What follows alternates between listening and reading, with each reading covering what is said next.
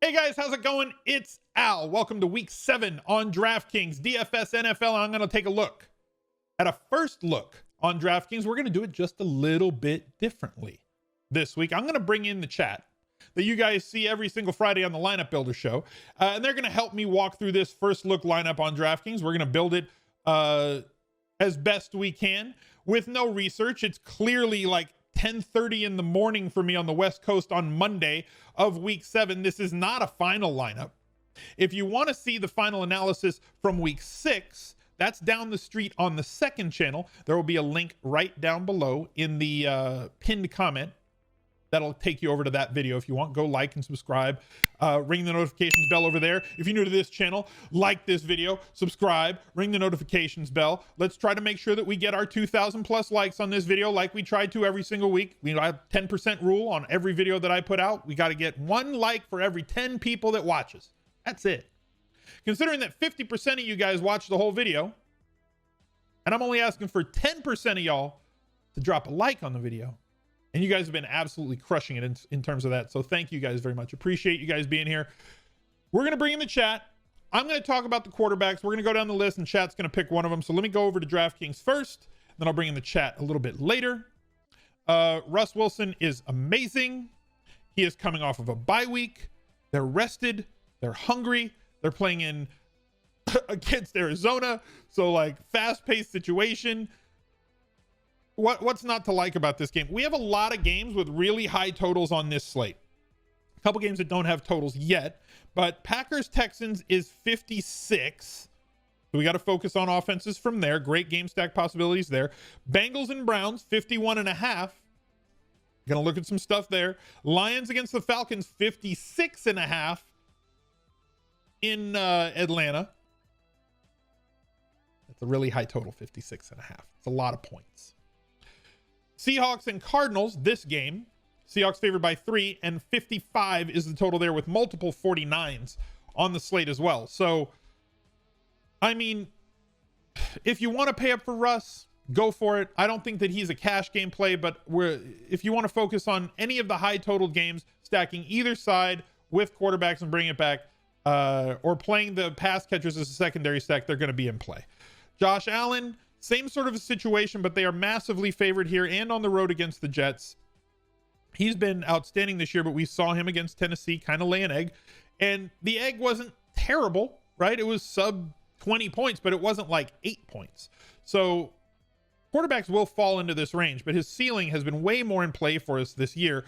And efficiency more than volume leads to quarterback scoring. So if you think that they're going to score through the air early and often against the Jets, who have given up multiple touchdown passes pretty much everybody, they're a terrible team, or if you think that they're going to play super slow, the Bills, and not have to throw the ball as much, then maybe you fade him. I think that he's a good tournament play.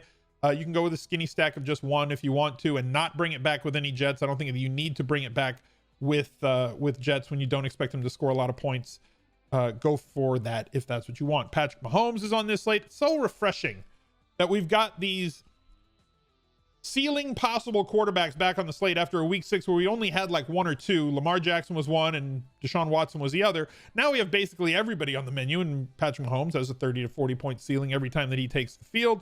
So does Kyler Murray because of the floor that he brings with his rushing yardage and the ceiling with his rushing touchdowns. Without the Monday night game played, through 5 games, he has 5 rushing touchdowns. That's pretty darn good. This horizontal rate offense has not been that great in terms of his passing efficiency, or his yards. It's been good in terms of efficiency because he's throwing a lot of balls that are behind the line of scrimmage and easily convertible to catches, which has helped his percentage, but he's not stretching the field enough for my liking to get down the seams, to attack on deep outs, to attack anywhere else. It's basically a screen to Nook, or it's a deep shot at Kirk, and it's not very efficient on a per play basis in terms of like deeper A dots or downfield throws or anything like that. But like in terms of just percent completion, it's great. We'll see what he does in the Monday night game against the Cowboys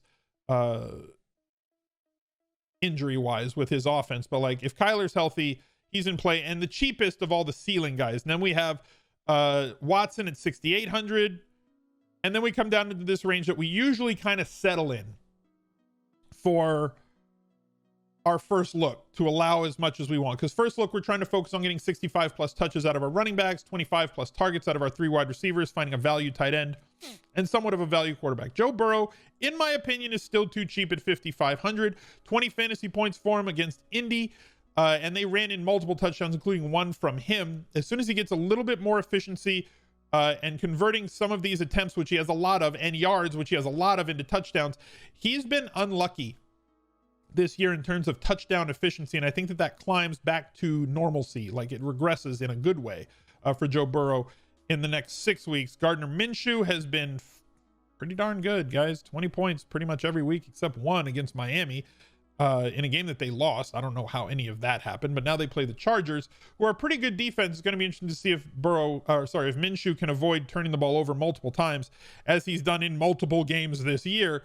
But he can still get you 20 plus points even with his turnover issues. We have Drew Brees at home, where once again, this year he's been better at home than on the road. He does not challenge down the field as often as we would like, but the return of Mike Thomas this week could make him interesting. Cam Newton going up against San Francisco. He's been up and down this year, and in a bad game, right?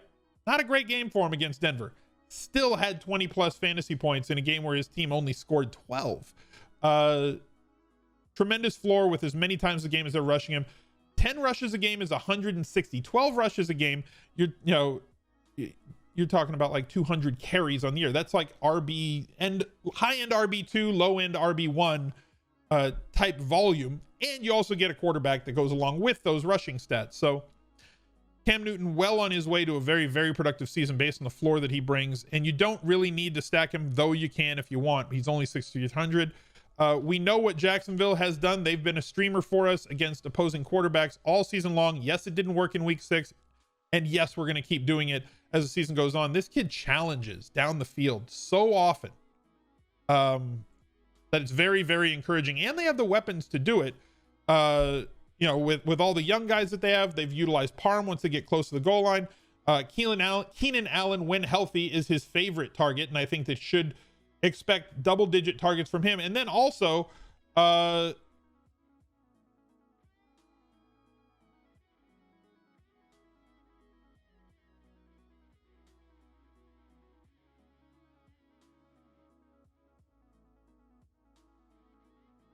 that's all I have to say about him. So chat, I'm gonna bring you in. Who do y'all want at quarterback this week, chat? It's up to you. Don't trust the Saints. One last ride on the Flacco coaster. I'll get my Flacco exposure with whatever defense is playing against him. Thank you very much. Herbert, Burrow, Murray, Flacco. Murray, get Flacco out of here, Frostbite. And I swear to God, if you sub with Joe Flacco. Herbert, all right, we'll go with Herbert. 6,400 for Herbert. Moving on to the running backs. Let's go back to the board. It was between Burrow and Herbert is what it looked like. And we can switch to that later if we have to. Focusing on 60 touches. 65 touches out of our running backs. Now, it's tougher for Alvin KAMARA to get us there, right? A little bit tougher for him to get us there based on the fact that he's never really going to carry the ball 20 times. But he gets enough usage in the passing game for us to get there. And we know how bad Carolina has been against opposing running backs. Ezekiel Elliott, Joe Flacco, Super Bowl champ, just subscribed. All right, somebody time out Frostbite, please. Ezekiel Elliott, we know how voluminous he is. This game is a little bit paced down, but we know his volume is going to be high. Leading the league in touches inside the 5-yard line. He's been a machine, still too cheap. You guys know the drill. Derrick Henry coming off of a massive week. Again, at home here, I expect them to be favored, though the Steelers' defense is very, very tough. I'm not expecting 250 plus yards from scrimmage, but there is no player on any slate that has more of a percent chance of 150 yards and 2 touchdowns on the ground, mostly because he does not catch very many balls. But 5 targets in week 6 was very encouraging, though they were losing late in that game, and one of those turned into like a 53-yard catch. 5 targets, long of 53, 52 yards. Okay. Aaron Jones was not able to get off against Tampa Bay, but how many running backs really are? Still scored 13.1 DraftKings points because his efficiency inside the 5-yard line and his volume once they get inside the 5-yard line have been very solid. Houston, very, very not solid against opposing running backs. And this game has one of the highest totals on the slate, 7,200. Kind of feels too cheap for Aaron Jones, even though he's not at home. And even though he's not the type of guy that we can count on 25 plus touches from. I think that he's in play probably mostly for tournaments, though, in my opinion. Kareem Hunt, again, did not see the volume because they got down so fast and by so much to Pittsburgh that he was not able to get over 15 touches this game. Against Cincinnati, though, with their defensive woes and how inefficient they've been against opposing running backs, this could be a nice bounce back spot for him with 20 plus touches, probably 3, 4, 5 targets for him as well. The majority of the inside the 5 carries. This is a very high volume running back as long as Nick Chubb is out, and you have to think about him as such. Connor going up against Tennessee. This may be the last ride for one Mike Davis coming off of a bad week. Might be a great bounce back for him, as I don't expect the Panthers offense to be able to be successful unless they're throwing the ball to their backs. They do have talented wide receivers in Robbie Anderson and DJ Moore, but they have to utilize their backs more than most teams to catch the ball, to take pressure off of Teddy Bridgewater, who in my opinion is running the ball way more than I thought that he ever would coming into this season. He's never been a guy who's going to kill you with his legs, but he is either on the run because their offensive line is making him get on the run. And usually the way that you take that pressure off is having the release valve to the running back, whether it's CMC or, as it has been, Mike Davis. Those 3 targets in week 6 seem like an anomaly to me against a really tough Chicago defense, New Orleans defense. Not as tough to me as the Bears, monsters of the Midway. Mostert is somebody who I think that this offense runs way better with Mostert out there than anybody else, but his absence possibly in week 7 is going to create a little bit of value for us if he's out. We don't know yet. Right? It's really early in the week. We'll know more once Wednesday, Thursday, Friday practice reports comes out. He did leave the last game. If he's out, we have an opportunity with McKinnon to provide us with some value. Joe Mixon, talked about him all last week. I think we got massively unlucky on the week 6 slate, as he should have been a tremendous smash. 10 touches in the first quarter, 2 touchdowns, 1 to his quarterback, 1 to Gio Bernard for some reason. Let's keep the mustache experiment going. And he dropped one of those touchdowns, which led to the Burrow sneak. And he got injured in that game and still got 20 touches for us. I think he's too cheap here. Even though Cleveland does have a good defensive line, even though Cleveland is very good, his volume should supersede that 25 plus touches expected for me pretty much every week from Mixon until proven otherwise. Todd Gurley, I know y'all don't like him. I'm sure some of y'all just vomited in your mouth just a little bit, but like, he's a 5-box running back this week. He is getting the volume that he needs to be successful. He is included in the passing game, even though it's not Eckler, CMC, Alvin KAMARA levels. 3-4 catches a game is nothing to sneeze at. And this is a fantastic matchup with Detroit allowing like 140 yards rushing per game to opposing running backs. I mentioned Jerick McKinnon before. Singletary might cede work to Moss. David Johnson saw 5 inside the 5 carries last week, was only able to turn him into 1 touchdown. He may be dust. It's sad. His efficiency is just completely out the window this year, averaging 4 yards per carry. This offense circulates around. They're just not using him in the passing game. Like, I wish. DeAndre Swift had a fantastic week last week. 17 touches, though, and I know that people are going to chase the ball around the roulette wheel with Swift, especially against Arizona, who's been really, really bad at defending running backs for like the last decade, right? Like, they've been our go-to spot for opposing running backs. If you think that Swift is going to get 17 or 18 plus touches, I think that 5.4 is more than a fair price here, especially considering the matchup and how good he potentially can be in the passing game. Philip Lindsay, I don't think Melvin Gordon is going to be out. He's more of a backup play. This is the weird one to me. Kelly is more expensive than Jackson, and based on their usage in week 5, Jackson does appear to be the lead dog in this offense right now with Austin Eckler out. When Eckler comes back, that'll change, but Justin Jackson at 4,900 kind of seems a little bit too cheap to me. For what we're going to get, 20 touches, very included in the pass game with 6, should get the majority of the inside the 5 carries. The rookie has had some fumbling issues, not great in pass protection, and he starred early in the season when Justin Jackson was on IR. Now Jackson's not on IR, and he's taken his spot as the 3rd string running back on this team behind Eckler and Jackson, and yes, I know that Eckler is on IR. So let's bring chat back in. You're going to pick the 3 running backs. Gordon won't be out. Gordon was only out because of stomach issue. And unless there's some suspension coming down from the league, which we don't know, I'm expecting MG3 to play, act as if until otherwise noted. All right, guys, who do you want? Hunt, Mixon, Jones. KAMARA, Jones. I think KAMARA is a must. I think we got to go with KAMARA. We got to pick one of the premiums. So let's start there. Chat, we're going to start with the premiums. The premiums are KAMARA, ELLIOTT, Henry. Pick one of those three. KAMARA, ELLIOTT, Henry. KAMARA. Okay, it's KAMARA. Fine. Now, chat, pick me somebody from 6K to 6,800. Here's the range right here. Kareem Hunt, Connor, Davis, Carson, Mixon, Robinson, CEH, or MEH, depending on your liking, or Todd Gurley at 6K. Give me one of those. Chat, you're coming back in here.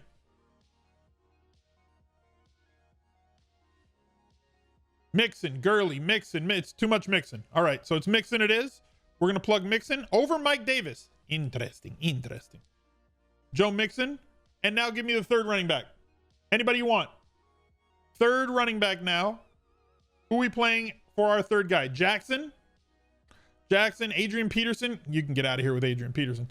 Hunt, Jones, Jackson. Can you fit Connor? Sure, we can fit anybody we want. Mike Davis. Two running backs from the same team there too, by the way. Gurley, Zeke, Jackson, Hunt. Aaron Jones, please. I saw more Jacksons than anybody else. I'm going to go with Jackson. Okay, so we got Justin Jackson in there. This is what we're looking like right now. We got Herbert, KAMARA, Mixon, Jackson. I definitely think that we have a possibility at getting our 65 plus here. With Mixon getting us 25, KAMARA and Jackson both getting us a probability of 20 touches. Maybe we're capping our upside here. If y'all want to switch this quarterback down, I'm fine with it. I'm plugging one player, and it's because I made him the cover boy, and it's Keenan Allen. I know he left this game in week 5 with injury, but he's had time to recover from there. We have a tremendous history of the targets that he got. He did score a touchdown in that game as well with Herbert at quarterback. I love the way that he stretches the field, so safeties have to kind of back off. He is more than able enough with his legs to evade, and he seems to always be looking for Keenan Allen. So I'm going to lock in these 10 plus targets. I'm going to let you guys pick the rest. I'm going to go here for 2,500. Let's take a look at the wide receivers. We'll look at what we've got, and then I'll bring in chat. DeAndre Hopkins, high volume game. He's going to be threatening for 20 plus DraftKings points every single time he takes the field. 20 to 25 points should be expected from DeAndre Hopkins because of how easily convertible his targets are to catches, because most of them have negative air yards. I need him to stretch the field a little bit more, which they have more recently, throwing the ball downfield. Got a 45-yard touchdown last game. Maybe it's a season-long progression of we're going to lull them into a sense of security and then fake the screen and have him break or whatever. To set defenses up for the second half of the season, which I would not put past them. Devontae Adams came back, did have his 10 targets, was not very successful. Now he faces Houston, a lot different defense in Tampa Bay. Great bounce back spot for him. Michael Thomas, 7,600. Hopefully he does not punch anybody this week, but please, coach, if Michael Thomas punches someone at practice this week, suspend the guy that he punches and not Michael Thomas. DK Metcalf is amazing. That's all the analysis that's needed. He's great. Julio Jones is back and is only 7,100. 10 targets for us. Hopefully he can stay healthy. That's all I want. I love watching Julio Jones play football. If he's healthy, he's an absolute monster who has access to a ceiling every time he takes the field. Ridley does not preclude him. Ridley's presence does not preclude Julio Jones from having monster weeks. When both are playing, Julio Jones plays a lot more on the intermediate to deep routes, and Ridley runs the more intermediate to close routes. So his air yards do support him having big weeks. And Julio Jones as a field stretcher, but also being a great possession guy. One of the best wide receivers talent-wise of all time is only 7,100 here in a game with one of the highest totals on the week. Steph Diggs has been great and faces off against a terrible defense here, but he may be game scripted out by the second half if the Jets can't keep pace. and hopefully Gase gets fired. Kenny Golladay at 6,700 going up against Atlanta. Targets have been good, but not great for the level that they're at. I think we can find wide receivers that are cheaper than Kenny Golladay. Maybe one being Tyler Lockett. But again, his targets have fluctuated as well, as this offense tends to move more towards being a DK Metcalf oriented offense. Tyler Lockett, I think, will bounce from the 4 and 5 target range back to more of like the 7 or 8 targets per game. But a lot of the deep routes and more of the end zone routes are going to be going towards DK Metcalf. Big games could come from him a little bit out of the ordinary. Now, the Dallas Cowboys going up against this Washington football team defensive backfield. Really great offensive line, really bad defensive backs. So everybody on this Dallas team is in play in the passing game, whether it's Schultz, whether it's Cooper. I think Gallup is also in play if they can get some protection to allow Andy Dalton to take some deep shots, but CeeDee Lamb with the underneath stuff has been very much in play. AJ Brown still seems way too cheap, although this is a tougher defense. We're going to have to monitor the injuries and obviously the COVID report for Tennessee. Looking a little bit cheaper. Terry McLaurin, now he gets to face off against the Fantasy Carnival, where he's had some ridiculously tough matchups. Against the Giants, he drew Bradbury. Against the Rams, he drew what's his name? Jalen Ramsey. Baltimore, great corners. Cleveland has a very good corner. Pat Peterson here. Darius Slay week 1, who I know you guys all love. And he's still averaging 16.2 DraftKings points per game with absolutely horrific quarterback play. He's 5,800 and now in a situation where he's going to have an advantage. After 6 games, he's finally going to be the advantage play at 5,800 with a really good cornerback matchup. The first time he's had a positive cornerback matchup. The F1, DJ Moore with a bounce in terms of his targets, saw over double digits for the first time. Sorry, the first time since week 2. I loved his volume the first 2 weeks, then he saw a few weeks off, and now he's back to this. He dropped a bunch of balls this week, which was very discouraging as well. One of them was a touchdown. Chase Claypool, if he's the if-then statement, right? If Deontay is out, then Claypool runs a lot of routes and is in play based on how they're utilizing him around the goal line. Another rushing touchdown for him against Cleveland. Only 4 targets in this game. This kid is very, very, very good, and is only 5,700. T. Higgins saw a bump based on his week 6 output, 21.7 points. The wide receiver 2 clearly with AJ Brown getting a ton of targets, but like 7 to 9 targets every single week, only 5,300. This is kind of what I was talking about when comparing to the guys up here like Golladay at 6,700. We can find guys that are under 6,000 that have a very realistic expectation of 7, 8, 9 targets. Brandon Cooks follows up that donut with 33 and 21 points. Now he faces Green Bay and should not see the most coverage. Gallup, I think, is great for tournaments right now. Don't love him for cash. I think he's great at 4,600 for tournaments as he can completely tear the roof off of an entire slate. Tim Patrick had a good game last week at 4,600. We've seen him get 7 and 8 targets 2 straight weeks. There are value plays on this board. You guys know I like LaVisca, but I don't love LaVisca. AJ Green, 4,300 with the amount of targets that he can see. He may be a little bit dusty, right? He's not the AJ Green that he was in previous years, but I think that the efficiency is going to rise from his quarterback. And as that rises, as that touchdown percentage goes up, as it should with the attempts and the yardage that he is throwing for, AJ Green's going to find his way into the box, even though he has not yet through the first 6 games of the season. So let's bring chat back in here.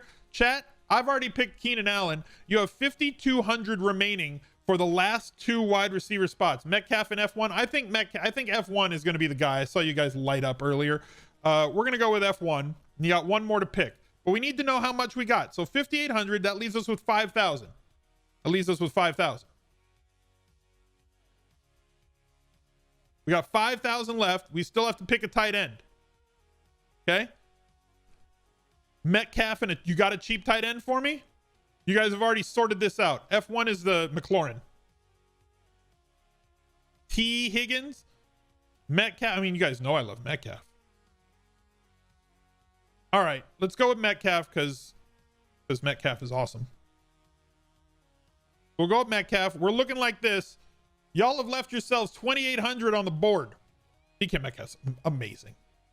Love DK Metcalf. All right, tight end. So I got to talk about these guys. I'll bring you guys back in so you can do what you do. Y'all get your act together, chat, and I'll bring you back in. George Kittle, the matchup doesn't even matter, right? Like, Philadelphia is terrible against tight ends. The Rams are not. He's just getting a ton of volume every single game. You know how good George Kittle is, but you're going to have to pay up to get him at 6,500. Kelsey against Denver, again, amazing. These two guys can tear the roof off of a slate any week that they take the field. Hawkinson at 5K, I think, is a little bit too expensive based on the volume that he's getting for cash. If you're stacking him in tournaments, I get it. Or you're using him as a secondary stack or a bring back for an Atlanta stack, and you're like, you know what? I'm going to get some Hawkinson because he's going to have a low percentage. And if he gets himself in the end zone, maybe gets me 14, 15 points, it can win me a tournament as a part of a double stack with Stafford or a bring back stack for Matt Ryan. Fine. Tanyan, I think, is way too expensive for cash based on the volume that he's getting. We talked about this. Do not chase these 3 touchdowns, especially with Devontae Adams back. He went back to his old usage. He went back to his sub 10 points. I think he's a boom bust play at best, and at 4,600, that's not what I'm looking for. Jonnu Smith, injured last game. If he's out, we know that Ferkser's in play. Noah Fant, injured last game, downgraded. He was out. If he remains out, I think chat's got a play for you. Hunter Henry, we're not going to go full on onslaught here, but I think that he's in play. If you're building stacks for tournaments this week, you're going to have to make sure that you have Herbert and cycle through some of his receivers and some of his other plays to make sure that we get what we want. Austin Hooper stays around 4K, 7 targets, 10 targets, 6 targets.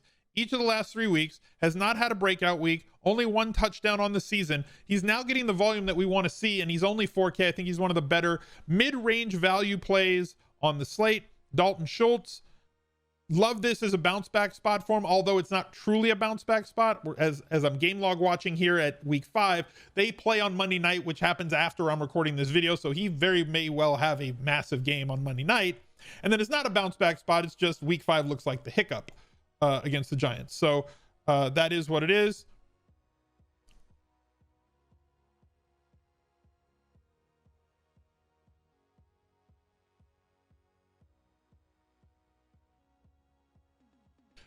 Moving down the slate, Ian Thomas, Herndon, like Herndon should be, but isn't because Gase is an idiot. There's no, I can't say anything else there. Ferkser was the one that I was talking about before, is an if-then statement for us this week. If Jonnu is out, then Ferkser is too cheap at 3K and is very cash game viable. But I'm going to bring in chat, and chat, YouTube, chat, YouTube.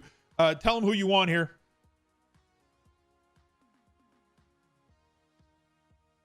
Don't know how to spell his name.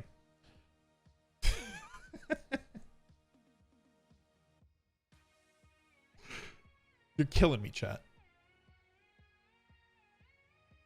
This is who they want. I want that dude. They want Oki.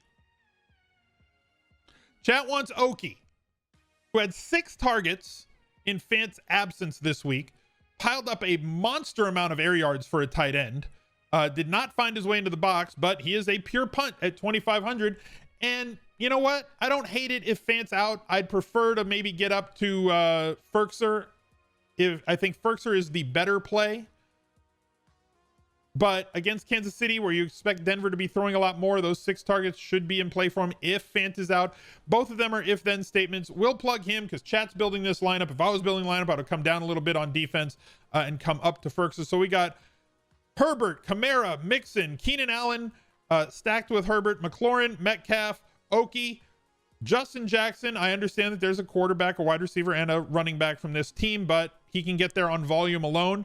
And then we just plug in a random defense. So thank you guys for joining. I appreciate it. Go look for the recap video on the other channel. It's down there, and it's also going to be right here. He's a legend.